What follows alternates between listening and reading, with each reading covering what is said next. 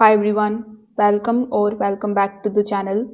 In today's video, I'm going to show you how to fix the eSIM stuck on activating issue on iPhone step by step so that your mobile network starts working properly again. So first of all, you need to try turning on the airplane mode. So you just have to swipe down the notification bar of your iPhone. Over here, you are going to see this airplane mode. So you need to tap on this airplane mode once. After that, wait for 10 seconds, then tap on it in order to turn it off.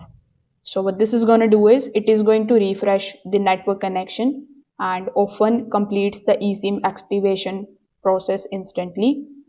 Now, if the issue still persists, you can also try restarting your iPhone.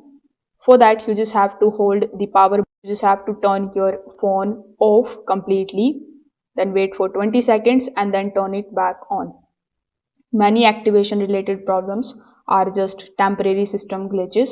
So a quick restart of your iPhone is going to definitely fix this issue. Now, if the issue still persists even after doing this, you can just simply open the settings of your device. In your device, you just have to look for the option of mobile data or cellular. Now here inside the mobile data, you just have to tap on your eSIM. Then you just have to make sure that the line is turned on. If it shows activating for a long time, you can toggle the line off, wait for a few seconds and then you can turn it back on. You can also try resetting the network settings. For that, you just have to come here in the settings again. This time look for the option of general. In the general, you just have to scroll down and look for the option of transfer or reset iPhone.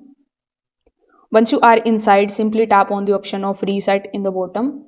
After that, choose the option of reset network settings. So this won't going to delete your data, but it is going to clear the network bugs that block the eSIM activation. So with the help of these few methods, you will be able to definitely fix the eSIM stuck on activating on iPhone. So if this video helped you out, make sure that you like this video and subscribe to the channel. If you have any questions, you can just simply drop them in the comment section below. Thanks for watching and I will see you in the next one.